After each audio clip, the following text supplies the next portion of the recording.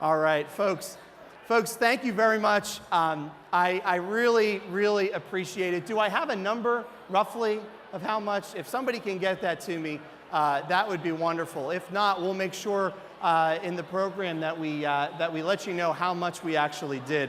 But I'd like to now introduce somebody that you are all very familiar with, our MC for the evening, Miss Barbara Starr. She is the Pentagon correspondent with a little news outlet called CNN. And she is with the latest on national security news every day from the Pentagon, working with sources to report on military campaigns. I am sure there's probably a few sources here. So, you know, let's all keep it, there's no work tonight. This is all play. So I'm looking at you, frankly, right? Yeah, exactly, Barbara. If Barbara's bothering you, just let us know and we'll take care of it. About 28,000. What? 28,000. Oh, I just wanted to say, we just raised for direct mission support $28,000 in the room in about 15 minutes. Guys, you're incredible. Thank you so much. Thank you so much. It really goes a long way. We made all the centerpieces by hand because we know how to stretch a dollar here at your American Red Cross. But she appears regularly on the Situation Room with Wolf Blitzer, New Day, and other shows across the breaking news and delivery. She's incredible. You know her. Thank you so much for coming with us tonight.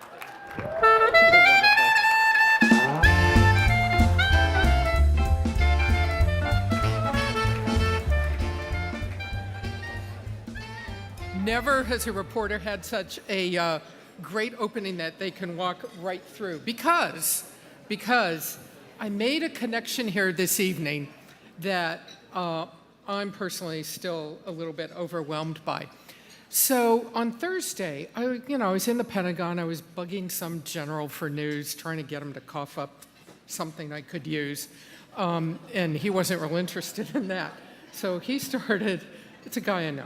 So he started talking to me about wounded warriors because he knows he gets me started on that and I'll be sitting there talking forever. And he said to me, you know, there's this young Army man wounded that you really need to meet. I'm going to send you all his contact information. This Army major had been wounded some time back in a very specific, well-known attack in Kabul, Afghanistan, that I was very familiar with, that I had reported on. This young man had been seriously and grievously wounded and did not have mobility. And I said, well, yeah, I'd love to meet him. I'd love to find out how he's doing. Because when you cover the Pentagon and you spend years, way too many years, going to Ward 57, seeing all of this, you don't often get to see the recovery part. You see the difficult part. You see the part that the Red Cross sees at Walter Reed. So tonight, I'm just walking out there, and there's a young man and his wife, and he's got a Purple Heart pin on his suit, and so and he's in a wheelchair. He's zipping around in his wheelchair. But, you know, I pulled up a chair, sat down, and started talking to him. And, you know, we started trading this and that. And he starts telling me about the attack he had been wounded in, the very specific, very well-known, I-covered attack in Kabul. And I am just taken aback because this is the young man that the general had told me about on Thursday. And well, the first thing we did is his wife and him and me, we took a selfie and we sent it to the general just to freak him out. And I want to just tell you, I really feel, I'm doing this wrong. I'm in broadcast, but I don't do this right. I just want to tell you that over there, because when I sat down here and looked up, his recovery, I didn't know that he could do that. I didn't know this. The crutches he had on the back of his wheelchair, he had gotten out of his wheelchair. And tonight, Major Jeremy Haynes walked into this dinner. And I just...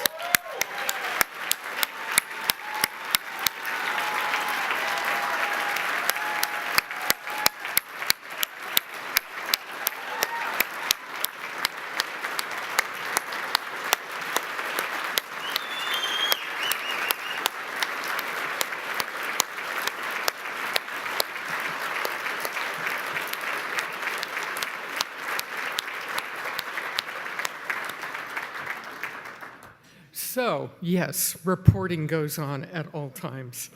And I might scrap a little tiny bit of the prepared remarks because I want to tell you seriously, it's a lot of years since 9/11. It's a lot of years since one of the Pentagon police officers ran down the hallway that morning yelling, get out, everybody get out. We've been hit, get out. I wouldn't know that that would take me on a 15-year journey to Iraq, Afghanistan, a very quick 18 hours in Syria that we won't talk about, Yemen, all these places. But it is the people that I have met. And what struck me listening to everything tonight, what the Red Cross is about are the people, the names, the faces, the families of what happens to the service that people give, the price they pay. I'll just want to tell one more quick story, if I may. The thing I think I'm the proudest of is I got to do a 3-part series. The Air Force, bless them, decided they would take me on 41-hour medevac rotation, Washington to Landstuhl to Kabul, back to Landstuhl, back to Walter Reed.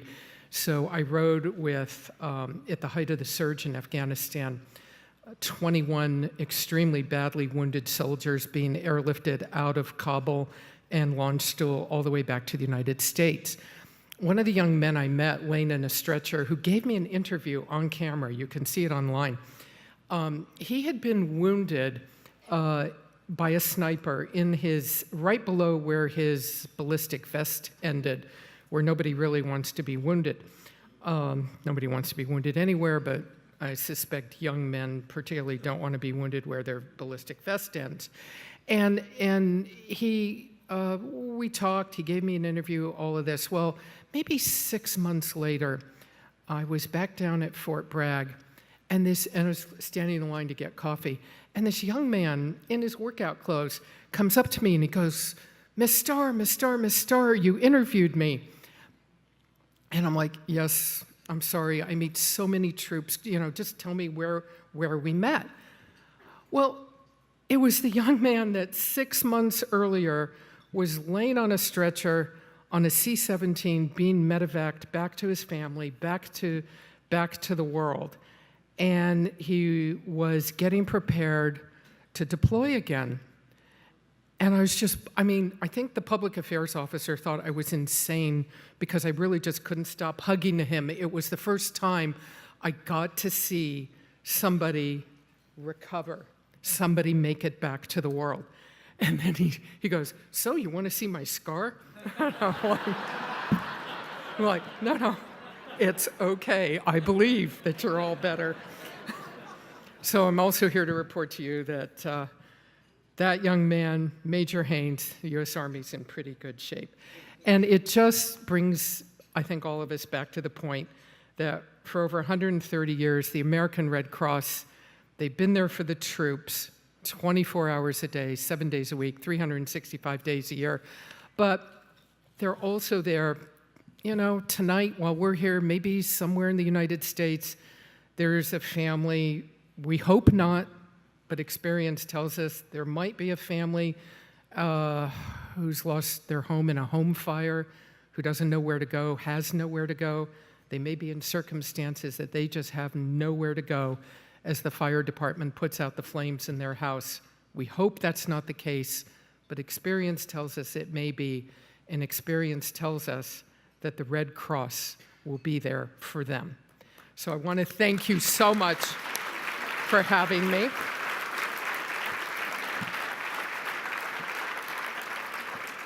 And I just will wrap up by saying being with all of you tonight is so lovely, and it beats covering the Pentagon. I think there's probably several people in this room who would agree. So I'd like to now bring up a very special guest. I think we know, we heard him earlier tonight. Dr. Francis Collins is director of the National Institute of Health, and in that role, he oversees the work of the largest supporter of biomedical research in the world, spanning the spectrum from basic to clinical research. He is a close friend of one of our honorees, He has a beautiful singing voice, as you heard. And please welcome me in welcoming Dr. Francis Collins to the stage.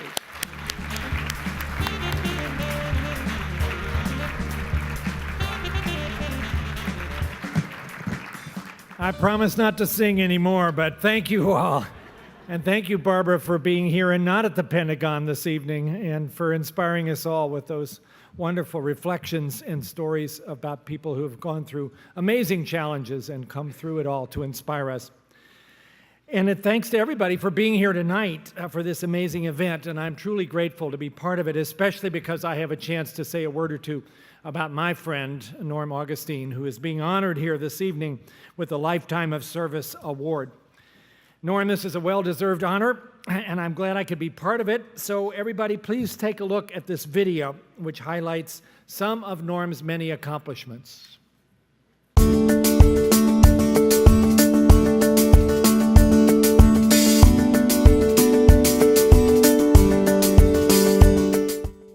Former chairman and CEO of Lockheed Martin, and I'm an aerospace engineer by training. I am a rocket scientist, but frankly, I wouldn't fly on that rocket I designed in recent years. You lose your touch.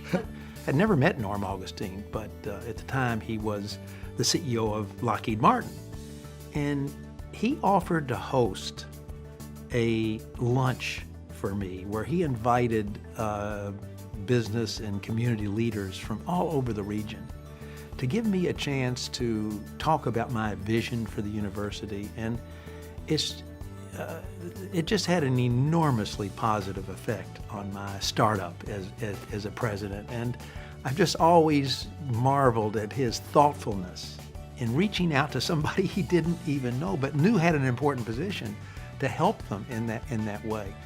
Norm has a unique combination. He's very talented, he's very capable, he's very, very bright, and yet he has a niceness about him, a common touch. He's at home with presidents or prime ministers or with factory workers, and he has this unusual gift to immediately make people feel comfortable and good. Norm is really a rock star with university presidents because of his phenomenal contributions to advancing higher education. And I'd also say he was the absolutely perfect board member. I was asked if I would serve on the board of the American Red Cross. The board at that time was made up of people appointed by the president and people who were long-serving members of the Red Cross and came from the chapters, kind of a variety of individuals. And so I was sort of one of the business-related people who was asked to serve. And of course, I was happy to do that. You know, as I think about Norm, I've come to believe that service is in his DNA. I think of Norm as my exemplar of a life well lived in service to our nation. You know, it doesn't matter whether it was in the public sector or the private sector, what he has done to advance the common good is just extraordinary. There's a sensitivity to people, and I think all that's translated in that no matter what position he's ever been in, he's always been deeply involved with the community and with organizations that do wonderful things, and he feels an obligation. I just think it's an innate attribute that he has, that he wants to give back and make people's lives better. The Red Cross is really a timeless organization. It fills a timeless need. It's a different cut of people who are concerned about helping other people, and they're willing to devote their, as Elizabeth Dole always used to say, that all she had to ask people for was their time and their money and their blood. And other than that, it was easy. But I just found it rewarding, so I stayed with it, and I was asked to stay. How do you say no to the Red Cross?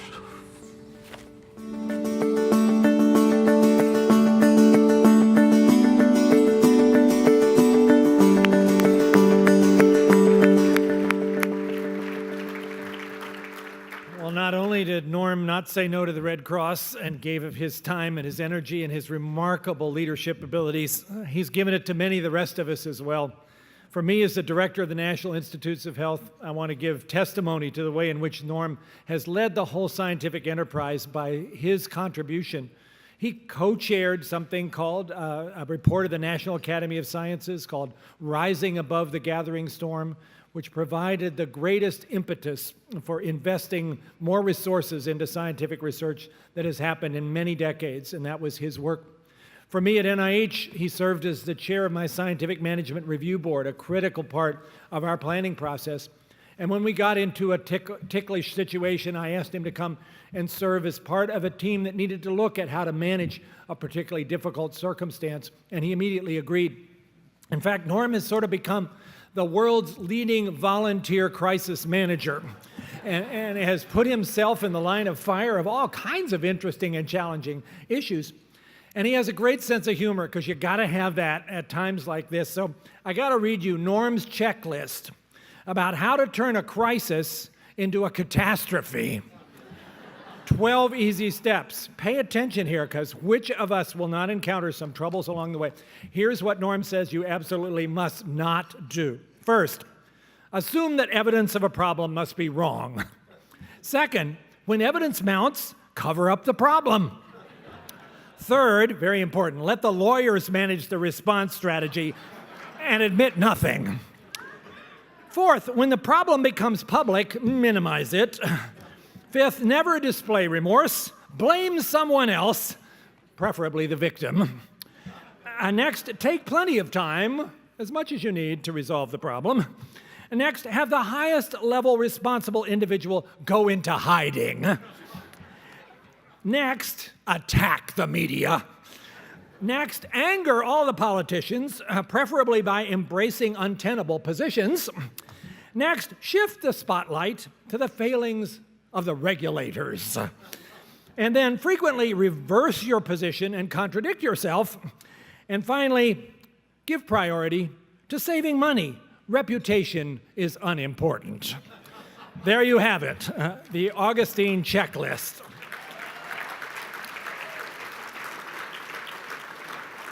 With that, it is my pleasure to now introduce our award presenter. She is the Chief Executive Officer of PACE, a former U.S. ambassador to the Republic of Finland, co-founder of the Tiffany Circle 9 years ago, and the first woman to serve as Chairman of the Board of Governors of the American Red Cross. Ladies and gentlemen, please welcome Bonnie McElveen-Hunter.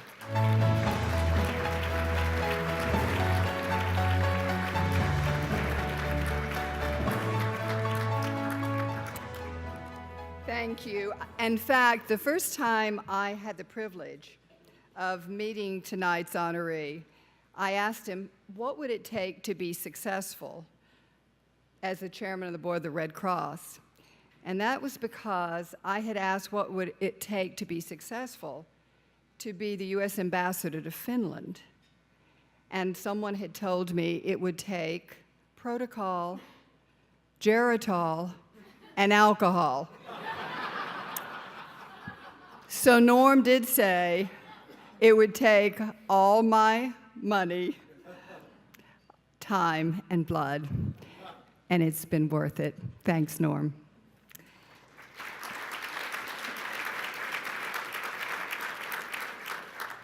So first of all, I want to say a special thank you to Linda Mathis. I have the privilege of being the chairman of the board, and I get invited to a few Red Cross events across the country.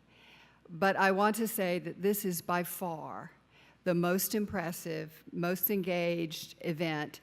And I just want to say thank you to Linda for her incredible leadership. This organization and this community is fortunate to have you. Thank you, Linda.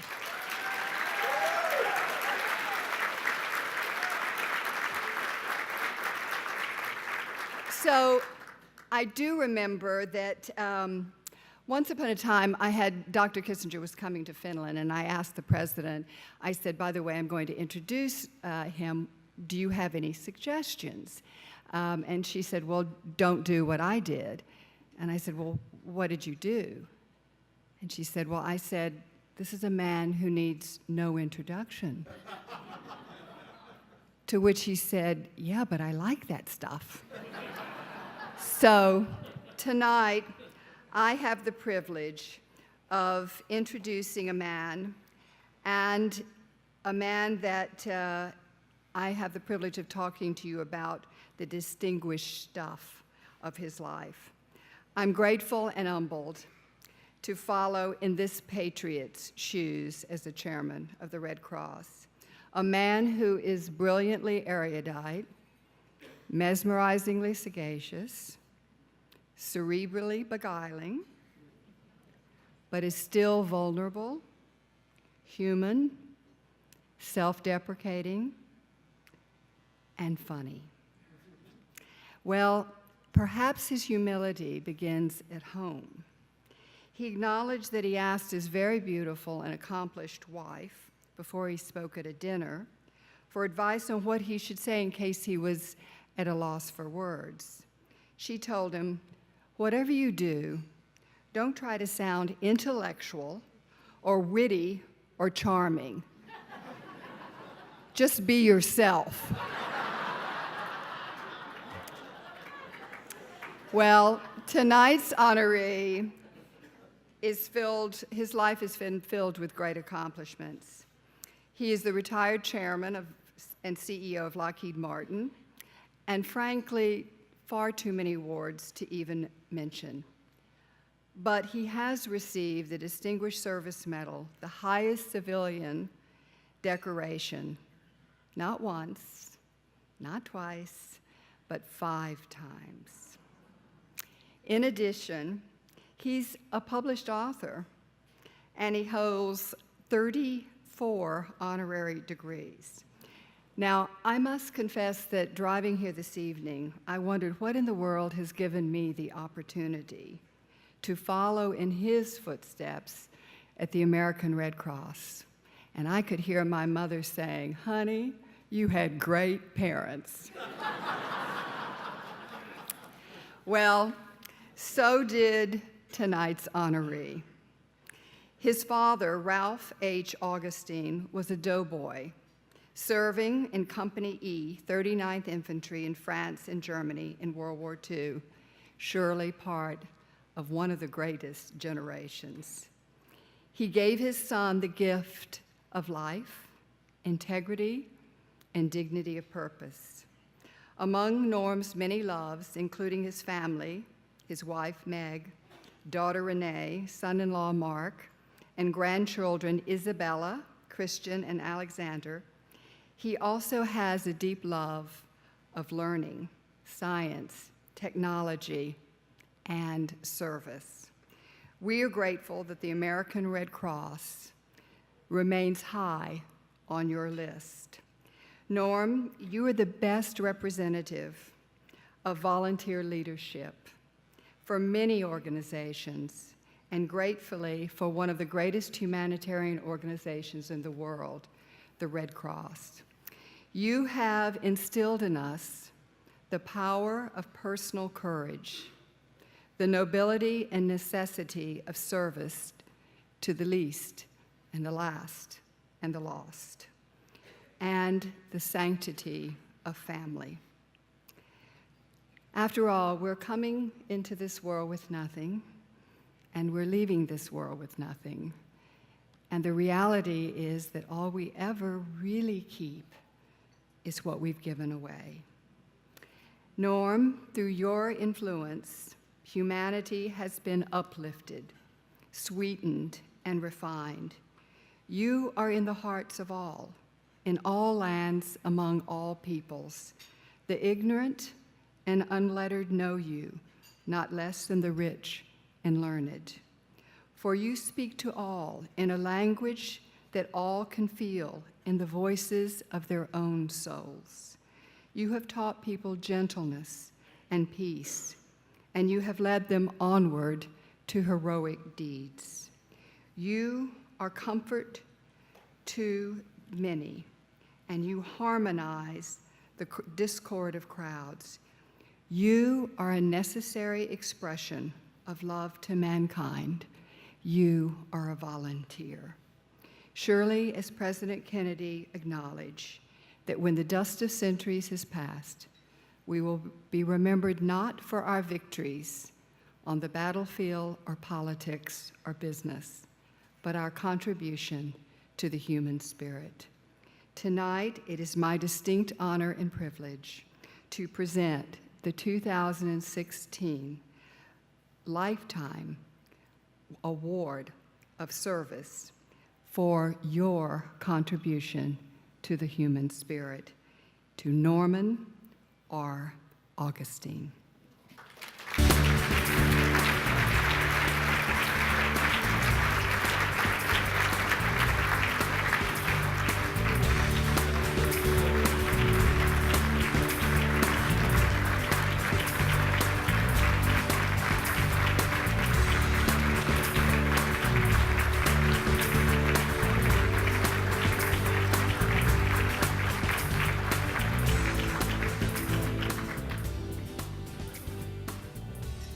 Well, thank you all, and Monty, thank you. It goes without saying that I'm enormously honored to receive the Lifetime Service Award, and particularly coming from an organization that does so much good for so many people, and that I take such great pride in myself. And to be in the presence of so many of my friends, so many people in the room, and I think particularly Michelle, who received the award earlier in the evening, and my friends who said so many nice things about me. I hope they haven't endangered their credibility too badly. Certainly Bonnie and Francis and Britt and Nolan and so on. These are people who are all heroes to me in my life. As a matter of fact, their remarks were so generous that it reminded me of my first day on the faculty at Princeton, after I had spent my entire life until that time either in industry or in government. And I had been invited to deliver the welcoming address to the incoming freshman engineering class. And as the dean was making his own introductory remarks, I frankly wasn't paying much attention. I was flipping through my lecture notes. And then suddenly I heard the dean pronounce, and now we will hear from Professor Augustine. And this is absolutely true. For just an instant, the thought went through my mind, gee, they must have some guy here by the same name as me.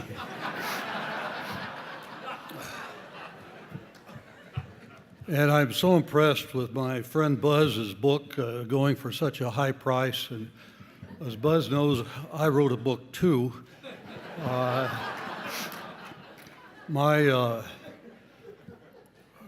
book, according to the former CEO of eBay, she told me that one of the most sought-after collector's items on eBay are unsigned copies of my book.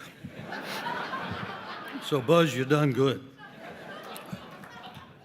But the real honorees this evening are the men and women and their families who serve in our nation's military and who make the enormous sacrifices that make the kind of lives we're able to live possible. It's been my good fortune to have been associated with members of our armed services, and also of the American Red Crossers. What a powerful combination that is. The 75th anniversary, just 18 days from now, of America's entry into World War II provides an appropriate opportunity, as we have heard, to think about the blessings that we have received by the part of our armed forces. In my role as a member of the board of directors of the World War II Museum, I'll be at Pearl Harbor to help commemorate the events there and to see some of the things that Red Crossers have contributed. But the history of the Red Cross goes back a lot further than World War II. It goes back to the Civil War, when Americans were first assisted by the Red Cross. And today the Red Cross provides in-person support at more than 100 military installations around the world. I've witnessed the impact of the Red Cross on a first-hand basis. My wife, Meg, is a beneficiary of various Red Cross courses, was credited with saving the life of a friend when our friend choked on a piece of food. My father, as you heard, a veteran was kept alive by Red Cross blood later in his life during surgery. My late son was a Red Cross disaster volunteer who, while holding down a regular job, got calls at all times of the day and the night to go out and assist people.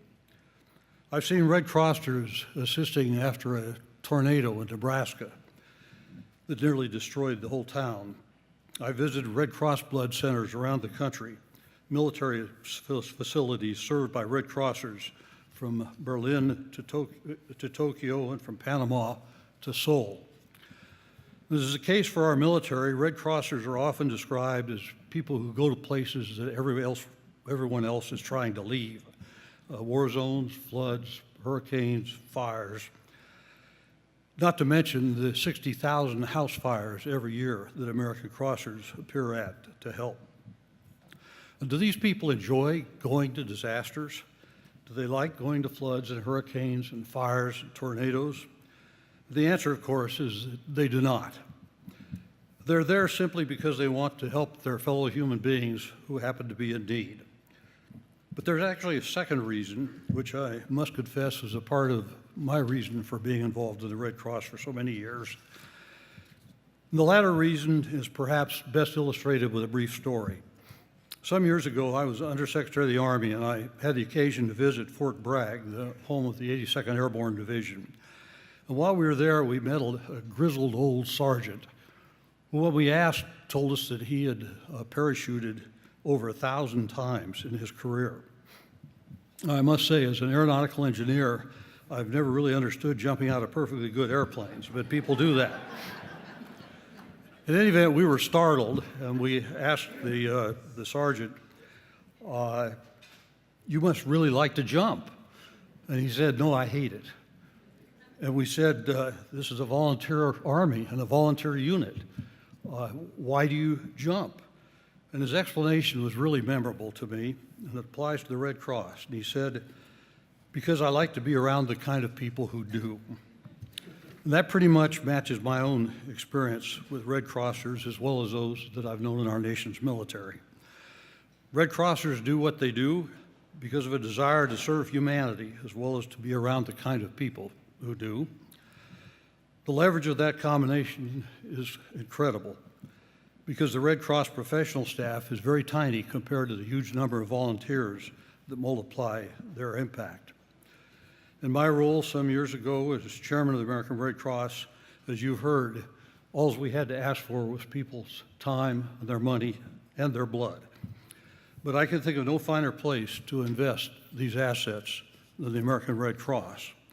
And I'd like to close with one other story that I believe summarizes what it means to be a Red Crosser. And I include in my definition of Red Crossers those who provide the financial support that makes it possible for others to do what they do to help other people 24 hours a day all around the world. The story concerns a longtime friend of mine who was Vice President Martin Marietta at the time I was CEO of the company. And he was preparing to retire. And on his last day at work, he came by my office to say goodbye. And when I asked him what he planned to do when he retired, he said he really didn't know. And I suggested that he might find it very rewarding to perform volunteer work. And in fact, I suggested he contact his local Red Cross chapter and become a trained disaster worker. I didn't think any more about our conversation until a couple of years later. When one day in the mail, a water-stained, torn-up envelope arrived in the mail. It looked like it had been through a disaster. The edges were all tattered, and it was for my friend. And it turned out that he had indeed become a Red Cross disaster worker. And on the piece of lined notebook paper written in pencil, he had written, and I quote, "I've been standing in water up to my knees all day long, handing out rolls of toilet paper. And for some reason, I thought of you."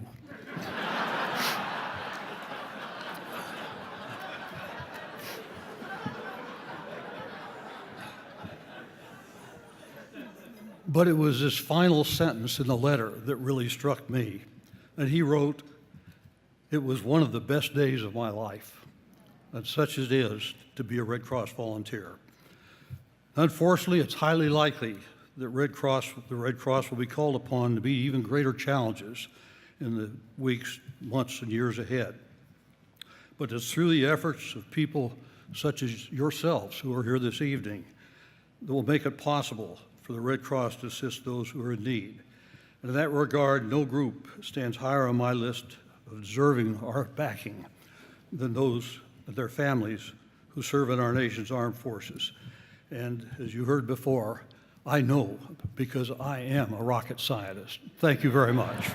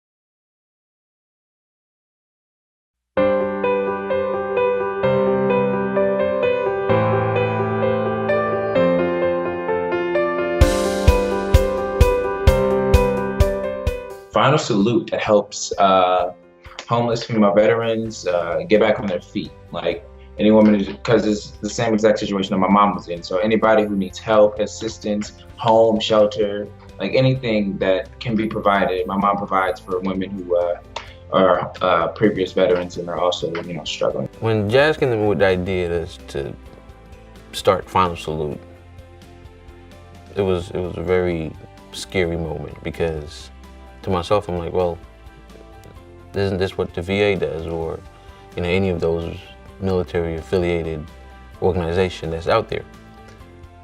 But the more we looked into it, there was nothing there to help female veterans that was solely dedicated to a woman in service.